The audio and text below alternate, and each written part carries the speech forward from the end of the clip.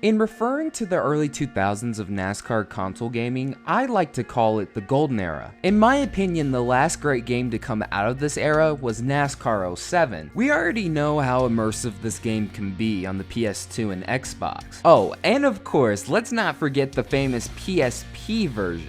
Even though it has a few flaws with missing some drivers, overall, NASCAR 07 is such an amazing game. But the thing with that is, the cover athlete has been questioned for many years. Don't get me wrong, Elliott Sadler is a good driver in his own right, but to be the sport's cover athlete, and especially in a season such as 2006. We've covered NASCAR cover curses in the past, and for a brief moment we covered Sadler's, but nothing to the full detail as we're about to go in now. EA Sports realized you shouldn't just put anybody on the cover. This is NASCAR's worst cover curse season. 2 seasons earlier, it seemed like the future was bright for Elliott Sadler and Robert Yates Racing as a whole. In 2004, they notched 2 wins, as well as making the inaugural chase for the Cup. The 9th place points finish built a ton of momentum entering the 2005 season. As we reached the halfway point at Daytona in July, the team was sitting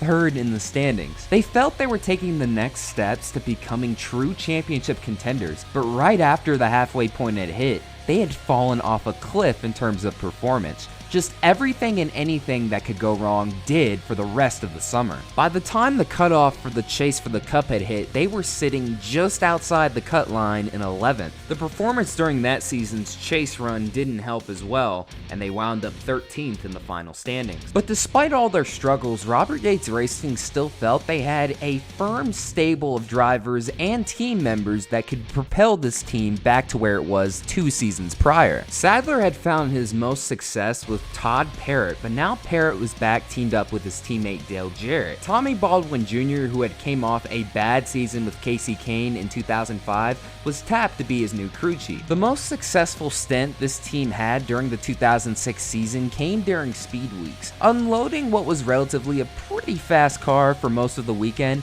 they were able to capitalize in the first Gatorade Duels race. So it was looking like for a brief moment that perhaps Elliott Sadler and Robert Yates Racing had turned the corner during the offseason. The famous Elliott Sadler image you get when loading NASCAR 07 was taken at that very moment. The beginning of the 2006 season for this team started pretty well actually. They opened up the season with a top 5 in the Daytona 500. Fast forward to race 6 at Martinsville, and they wound up scoring their second top 10. While the 88 was still struggling, it seemed the Yates 38 team had turned the corner. 6 races in, and he's sitting a solid 9th in the standings. Fast forward a few weeks later at Talladega, and he's on the pole. So this team wasn't looking like a true championship contender, obviously, but perhaps with enough consistent runs, they could maybe point their way into the chase. Although, that wouldn't be the case. No, as a matter of fact, that 9-race stint was the best stint they had all season. They definitely took some notes from 2005, alright, learning how to advance falling off a cliff from halfway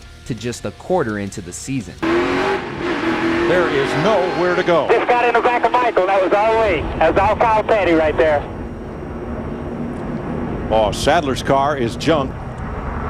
Oh, well, we heard on the radio somebody saying, I'm not sure who it was, that Kyle got into the back of Michael.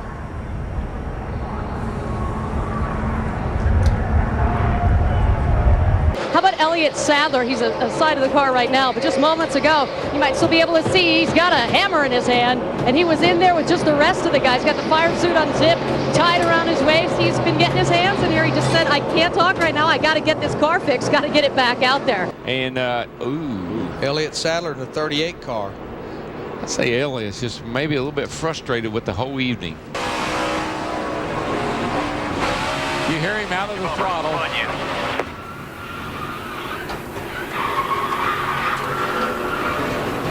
As we just hit anything, didn't get hit.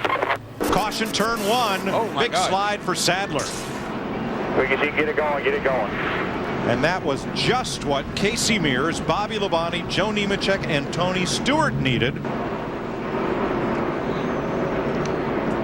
And we know that Sadler, Elliott Sadler in the 38, he's had his hands full. He was a lap down out of the top 25. And that just shows you how little grip there is in the racetrack. That car looked like it almost picked up speed, even with the tires locked up. One there, caution. Not going to hit nothing, it doesn't look like, unless he gets it straightened out. Oh, don't let up, don't let up. Nope, it's going to hit. Oh. Almost had it. All the way down the back straightaway. The red M was already screaming there. Yeah, I'm all right. I just was trying to get a good lap down. That's 4 minutes.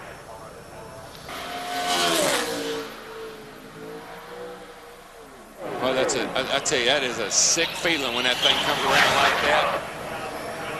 Almost had it at one time. Uh-oh. Elliott Sadler, the 38 car, been running up in the top 10 most of this race, qualified up there, a unscheduled pit stop for this Robert Yates car.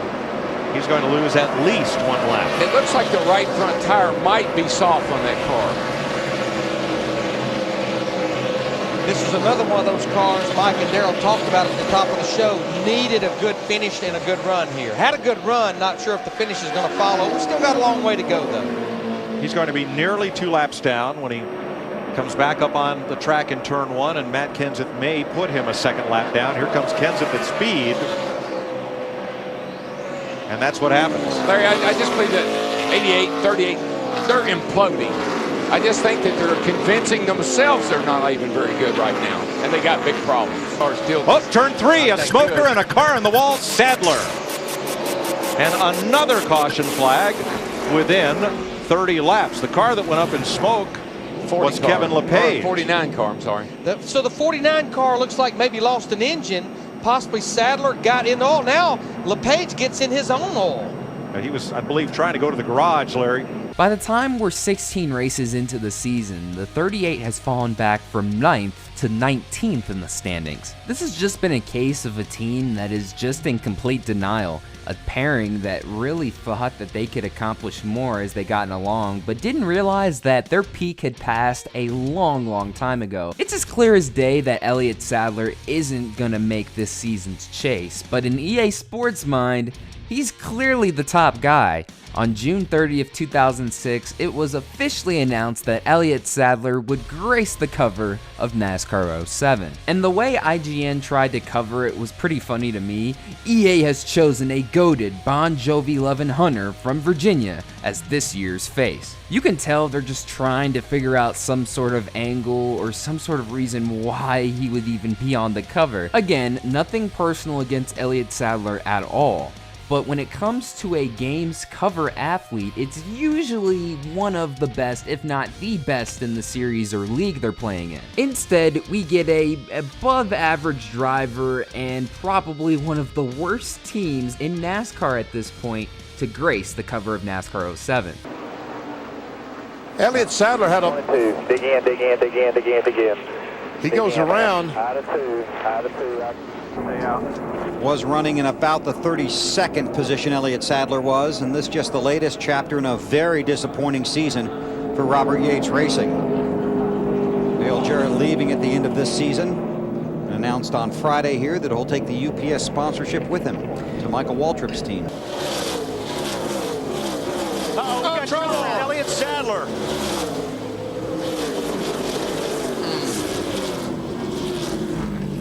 Sadler hard into the wall, first caution of the day here at Indianapolis. And his terrible weekend has somehow managed to get worse. Guys, excuse me off. I got a loose the tail getting in it too.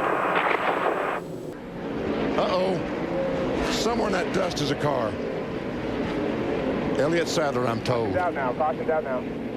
And that's very likely, or this race is very likely, Elliott Sadler's last race for Robert Yates Racing.